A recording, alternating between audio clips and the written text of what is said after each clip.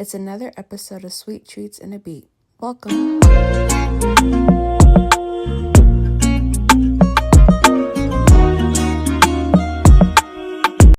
Today, I'll be talking about discovering hobbies in your late 20s and early 30s.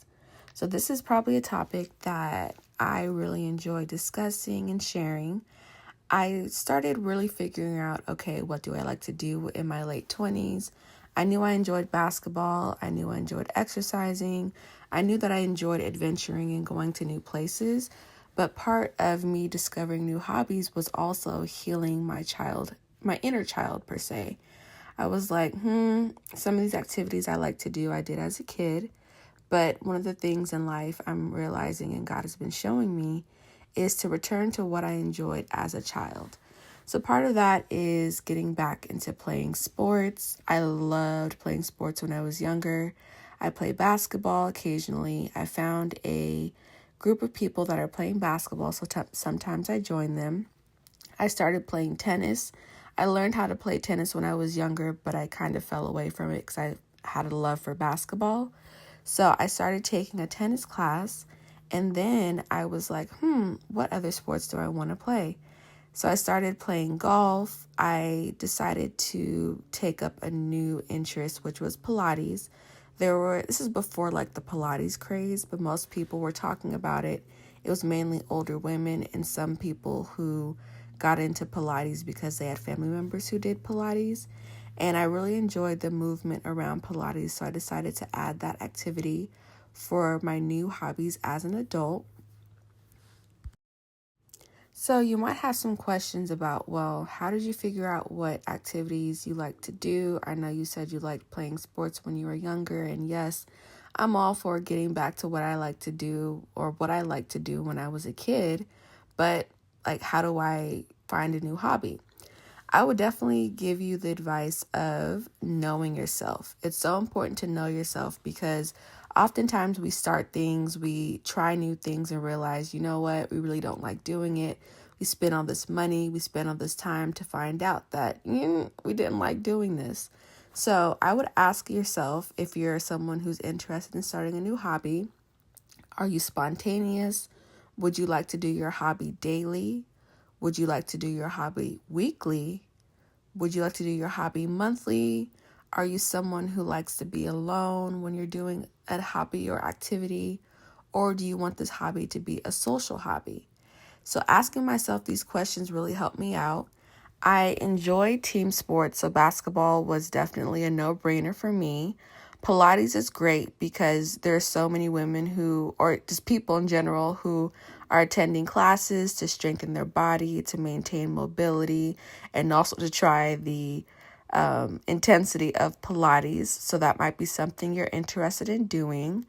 And if you're someone that's like, you know what, I live a very stressful life, whatever hobby I do, I want to decompress. I don't really want to think about too much. Golf might be a great hobby for yourself, or archery, or doing something along those lines. However, I will say some of these activities might take a little bit of spontaneity and just take a lot of patience because you never know what you really like to do unless you do it consistently. So if you're someone that is looking to begin a hobby, I would definitely recommend looking for events in your local area.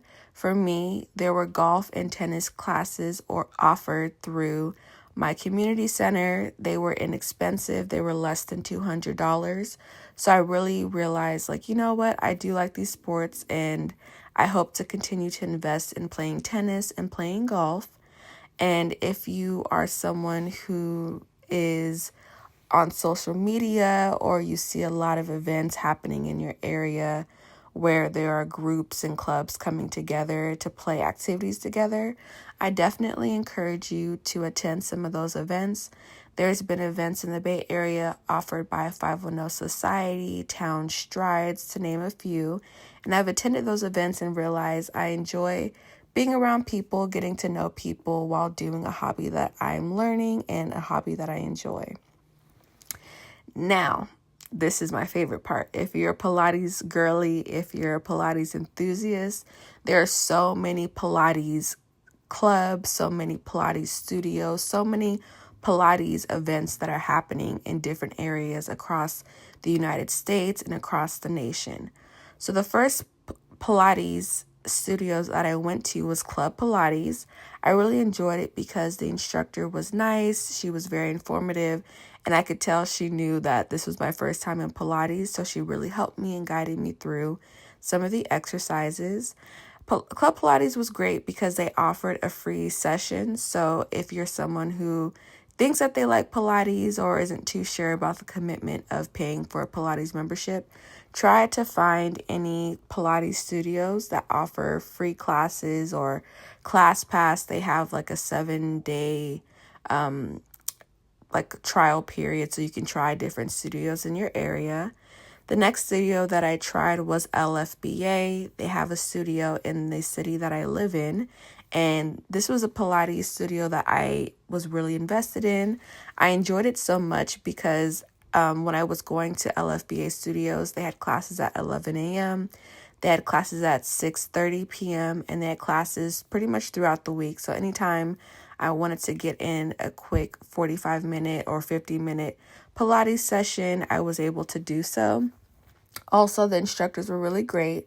They were informative, but the one thing about LFBA, once you know a Pilates instructor is really intense and you like that intensity, I would definitely recommend sticking with that instructor. Also, the music of your Pilates instructor will really be important because some people can exercise to dubstep, some people can exercise to hip hop, some people can exercise to gospel music. Whatever your preference is, I would encourage you to find a Pilates instructor that supports your music needs as well as your health, fitness, and exercising needs. And then another Pilates studio tip is deciding if you like reformer, if you like mat Pilates, or if you like hot Pilates. So I love all three. I really enjoy the different intensity that I get from each of the Pilates type experiences that I get. Mat Pilates is definitely more inexpensive because all you need is a mat. You can come in basketball shorts, or you can come in a cute Lululemon outfit, or you can come in a cute little TikTok outfit. Whatever your steez is, definitely find something that's comfortable for you. Another thing that I really like is hot Pilates. Hot Pilates is really intense. The temperature is around 90 to 95 degrees, and you're doing pretty much a mat Pilates workout, but you have the temperature turned up to 90 degrees. I enjoy this because it really helps me push through whatever mental fatigue, whatever stress, whatever I'm feeling for that day or for that time period. Hot Pilates helps me remember to stay in my body, to stay focused, to get through the workout, but also to work on my form because injury is possible. So with hot Pilates, there's so much to think about, but it feels so gratifying when I'm done with the class. I'm like, wow, I really made it. I exercised. I was in a hot sauna room for 60 minutes. Let me go celebrate myself. Let me replenish myself with water. And normally I go to sleep right after, which is great. So I definitely recommend just exploring your options in the area that you live in.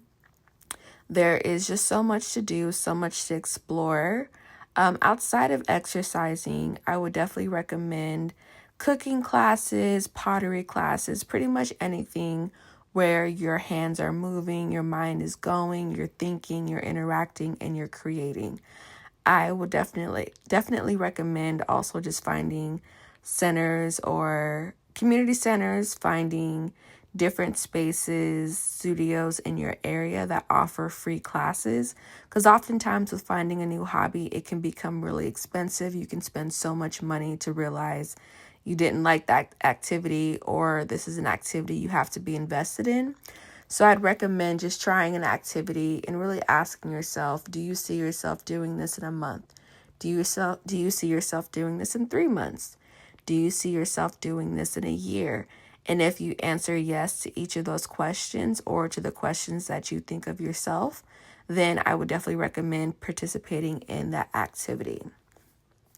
So hopefully some of my tips and just some of the activities that I shared with you all that I do encouraged you. And I just encouraged myself because I'm like, wow, there's this journey of getting older has been great. And I've explored a lot of things, but there's so much more to explore. One thing that I really, really just enjoy and definitely want to advocate for is the use of community centers. Community centers are offered in just different areas, but they offer so many great classes.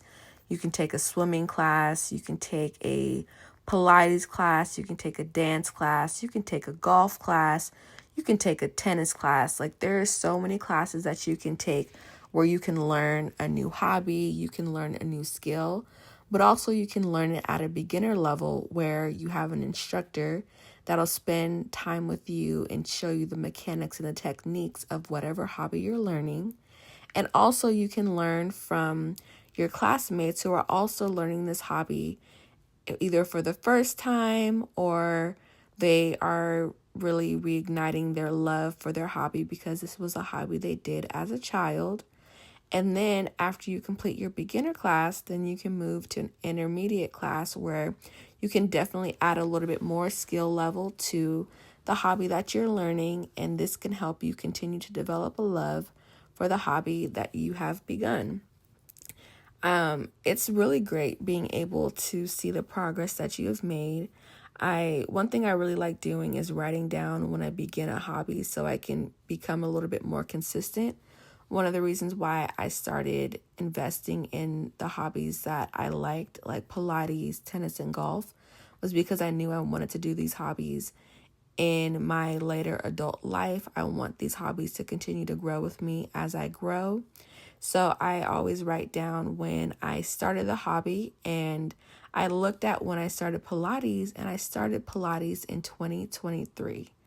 I was like, wow, I've been doing Pilates for 3 years now. It hasn't been that long, but it's been great seeing my consistency. It's been great seeing how dedicated I am to making sure that my body is healthy and moving.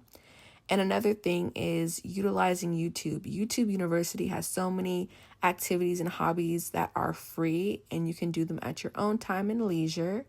So I hope that my talk and my discussion with you all helped you in some way.